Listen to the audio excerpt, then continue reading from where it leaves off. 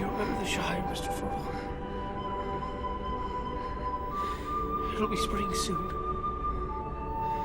The orchards will be in blossom, and the birds will be nesting in the hazel thicket. And they'll be sowing the summer barley in the lower fields, and eating the first of the strawberries with cream. Do you remember the taste of strawberries? No, Sam. I can't recall the taste of food. Not the sound of water. The touch of grass.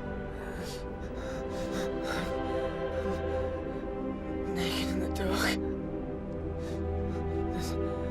There's nothing. No veil between me and the wheel of fire. I can see him.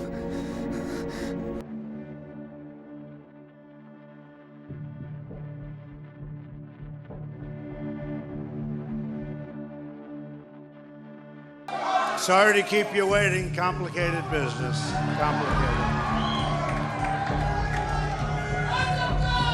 Thank you very much.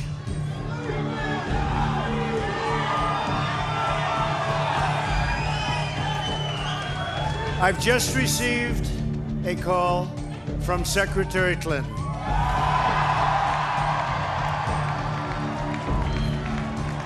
She congratulated us, it's about us, on our victory.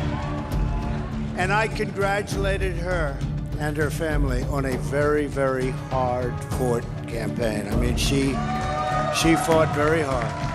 When we look into the future and think ahead, it is far too easy to fall into despair as we see current events take every turn for the worse imaginable. I hereby declare that the said Boris Johnson is duly Boris elected. Johnson, Prime Minister, re-elected in Uxbridge.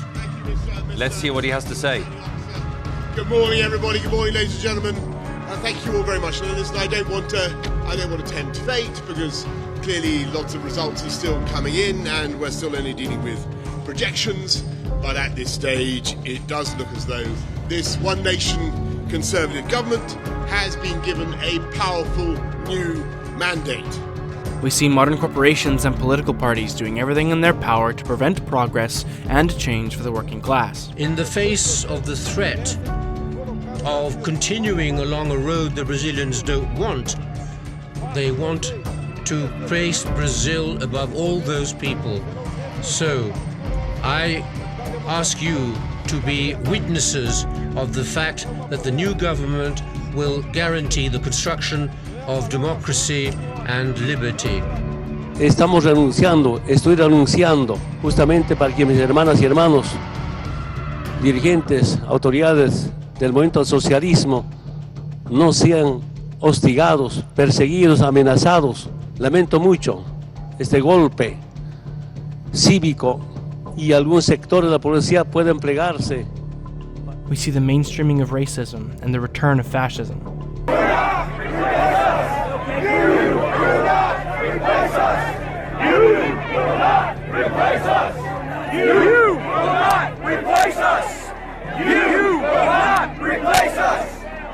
And the effects of climate change on our planet and peoples. Firefighters have been unable to get an aerial view of the monster they're battling until now. With a front stretching more than 60 kilometres wide, it's burned all the way to the sea, engulfing one of Eden's largest employers, the woodchip mill. I want to take yet another moment to dive into the land of Middle-earth to glean once again what one of the finest pieces of fiction in the 20th century can teach us about our upcoming struggle for freedom and equality. He used this kind of knowledge, his knowledge of phonetics, of phonetic history, to devise his own languages. That is what gives them their extraordinary credibility, because he composed them historically. He started from ancient forms, and just as with a real language, within the history of Middle-earth, he devised the changes of pronunciation that overtook them, just as they do in real languages. And therefore, if he wanted a new word within one of these languages, he didn't simply select a few syllables that attracted him. He worked out what that word would actually be. And he works out, as it were, the sound changes that will, fictionally, will have passed over them in the course of time. The Lord of the Rings was not Tolkien's first foray into Middle-earth. For many years, he had been working on a legendarium that supported his interest in constructed languages. This was a mythology that stretched back thousands of years. He had started his work on the world of Middle-earth in his early 20s, even writing portions of it while hunkering down in the trenches of World War I. He then continued to develop this legendarium throughout his adulthood and eventually set The Hobbit in this world, followed a few decades later by The Lord of the Rings. This legendarium, now known as the Silmarillion, was originally supposed to be sold at the same time as The Lord of the Rings, but was not picked up by the publisher. Eventually, the book was published by Tolkien's son Christopher following Tolkien's death in 1973. The Silmarillion tells the story of the conflict between the elves and Morgoth, the original Dark Lord and master of Sauron. This culminated with the complete destruction of the land known as Beleriand, which now lies under the seas west of Middle-earth. Now, you would think after such a monumental conclusion that the atmosphere coming out of such a conflict would be joyous. It was far from it. The Quenta Silmarillion, the section of the book documenting this saga, closes with the following paragraph. But Morgoth himself, the Valar, thrust through the door of night, beyond the walls of the world, into the timeless void. And a guard is set forever on those walls, and Erendil keeps watch upon the ramparts of the sky.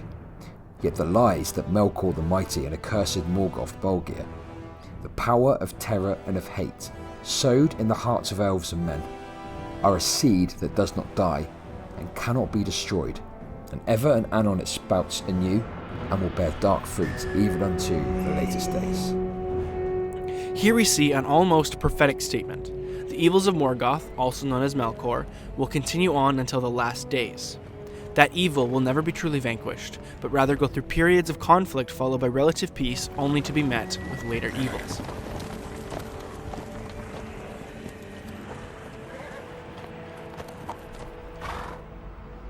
This is by far one of the closest analogues to Tolkien's faith we have seen. Morgoth acts as a Satan figure that continues to wreak havoc upon the peoples of Middle-earth even after he is gone.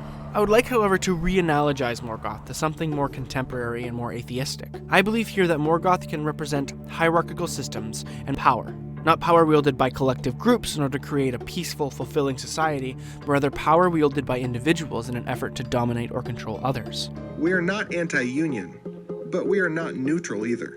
While we understand unions work in some industries, they would conflict with our culture, customer obsession, and direct working relationship. Therefore, I think Morgoth's stain upon Arda is hierarchy, in the most individualist sense, and Sauron represents the continuation of this hierarchy. Part 1 of this series showed how I think a good hierarch cannot really exist, even if they try to do good with their power, that they will ultimately fall victim to the very power they wish to use for the better. This statement is supported by Tolkien's own beliefs that there are moments where it is just impossible for us to be truly moral. This is amplified with power. The Lord of the Rings, though, further provides us insight into resisting such power. Tolkien was a Catholic. Well, boys, I was right. She's an enormous beast with great scaly feet and the most prominent pair of tusks I've ever seen. She's chewing on what I can only assume is the femur of a small boy. On the other hand, there is cake. And thus he believed that humanity is inherently flawed and incapable of perfect morality. Instead of upholding some sort of modern notion of perfectionism and fetishization of work ethic, Tolkien wrote a story that did not culminate in some sort of triumphant heroic moment where Frodo casts the ring into Mount Doom. Frodo instead fails. The ring is mine.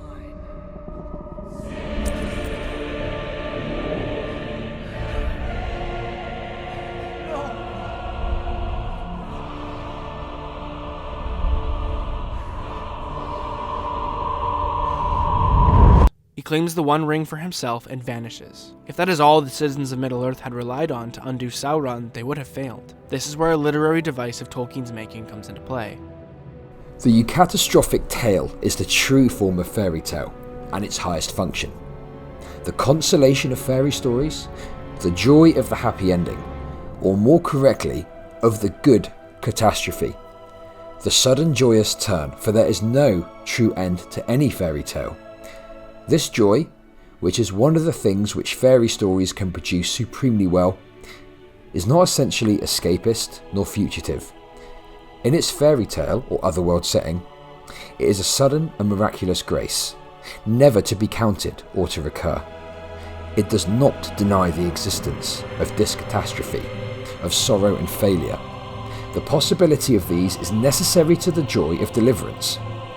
It denies, in the face of much evidence if you will, universal final defeat, and in so far as evangelium, giving a fleeting glimpse of joy beyond the walls of the world, poignant as grief. A eucatastrophe, therefore, is a culmination of events that resolves itself in a glorious moment of snapping victory from the jaws of defeat.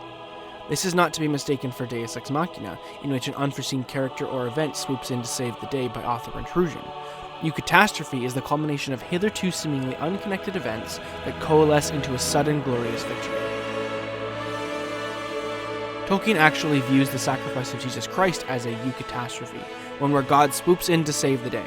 In the book, these events take the form of moments of seemingly minor actions that end with the conflict that undoes Frodo's failure.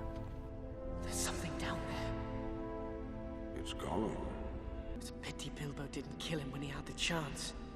Pity? It was pity that stayed his hand. Pity and mercy, not to strike without need.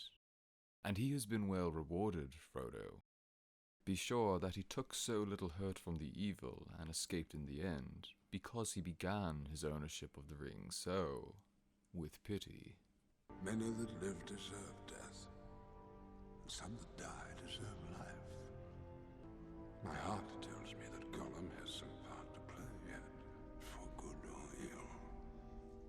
Before this is over, the pity of Bilbo may rule the fate of many.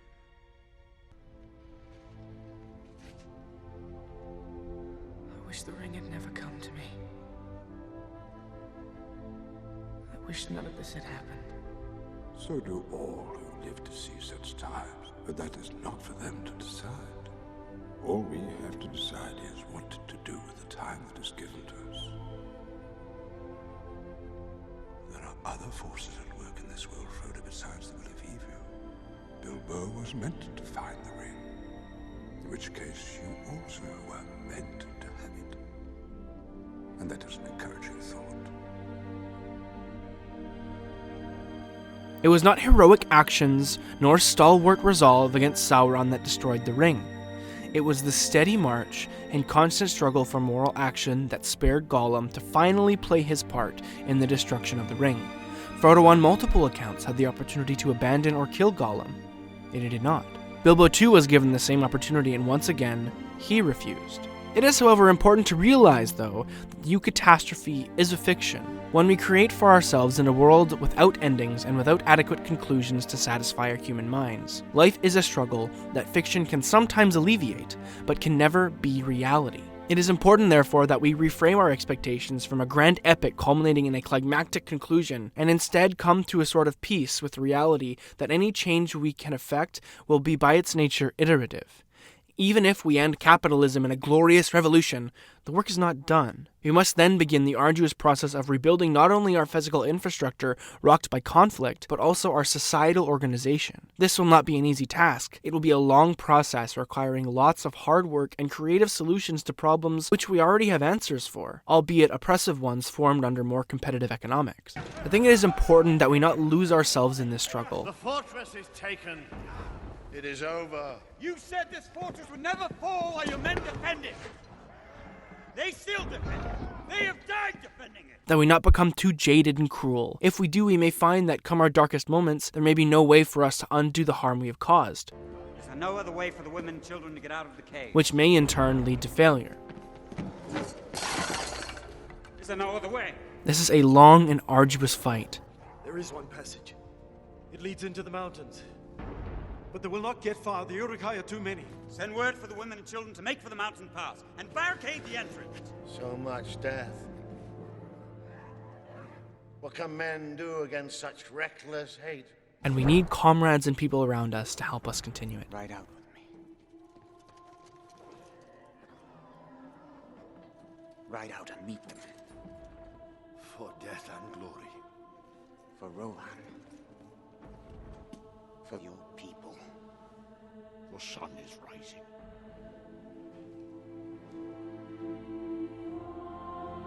Look to my coming at first light on the 5th day.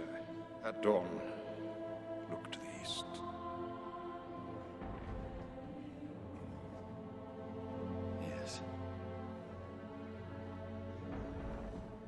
Yes. The horn of Helm Hammerhand shall sound in the deep. One last time. Yes! Let this be the hour when we draw swords together.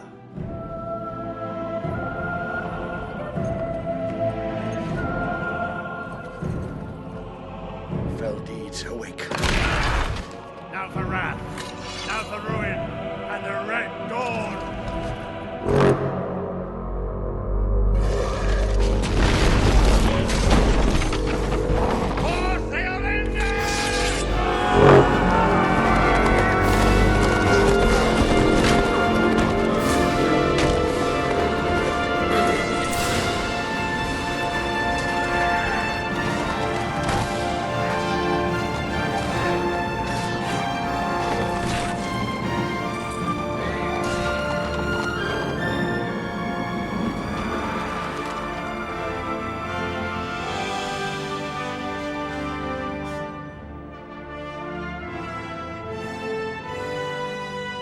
For the Lord of the Galadrim is accounted the wisest of the elves of Middle-earth, and a giver of gifts beyond the power of kings. He has dwelt in the west since the days of dawn, and I have dwelt with him years uncounted.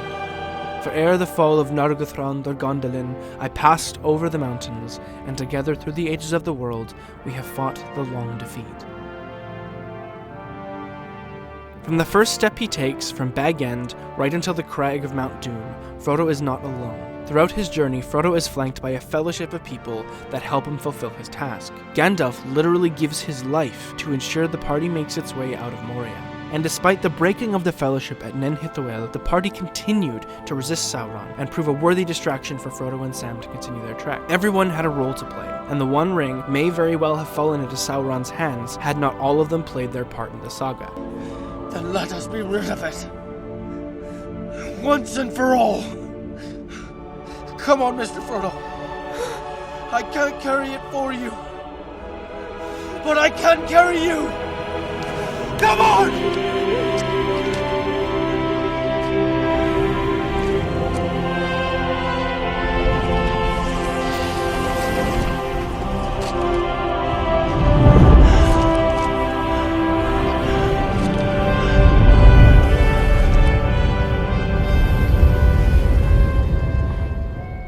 We are not alone in our struggle, and while some may have more of a stake in this fight than others, all of us need to do our part in the days to come. This will not be an easy battle, but it is one we can win if we trust each other and work together for a common goal. This is potentially a long defeat, and if that is the fate of our movement, then so be it. But I for one think it is important we keep fighting.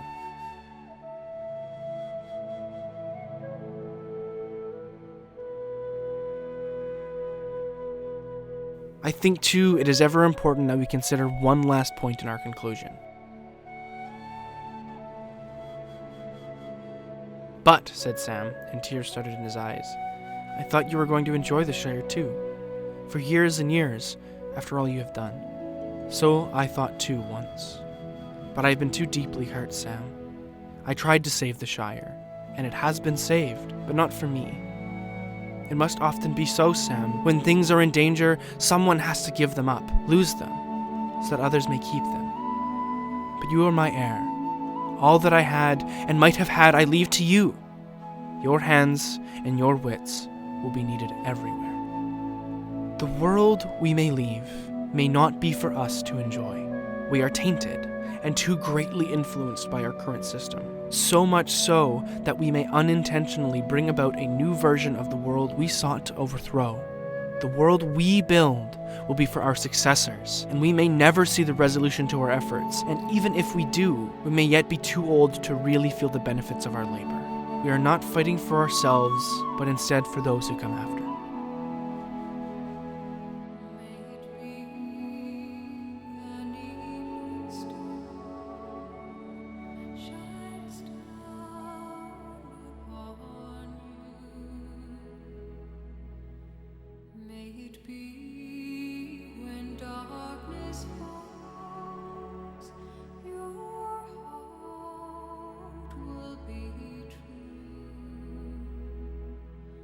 You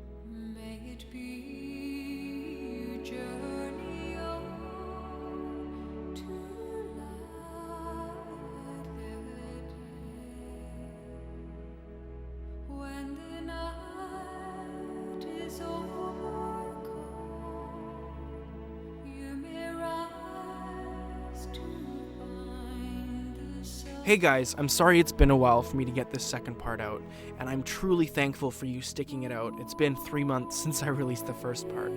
As you may know, I've had a whole lot of stuff going on in my life. Back in the beginning of December, I lost my job, and I'm just really trying to make ends meet on my own. Fortunately, I have an amazing partner who's providing for basically all of our living necessities. But I would like to really extend a hand out to people and say, if you like what I'm doing here, if you appreciate the work that I'm starting to ramp up, please consider donating to my Patreon. That's www.patreon.com/transnational. It could really help me not only get out more, but feel a lot more encouraged to be doing this work. Just recently, I pulled out my first withdrawal from Patreon, and I can't tell you how amazing that felt. Now, be rest assured, I plan on uploading a lot more after this. I've got a schedule. Every 2 weeks, I want to release these kinds of main series videos, as well as I want to be releasing new videos every week. And Whistle While We Work is coming. I just have to figure out my format and how exactly I'm going to put it out. But rest assured, that's going to be coming out within the next month. So please stay tuned. Click the subscribe button, the like button, comment, click the bell notification if you want to see when I upload next, and have a great day.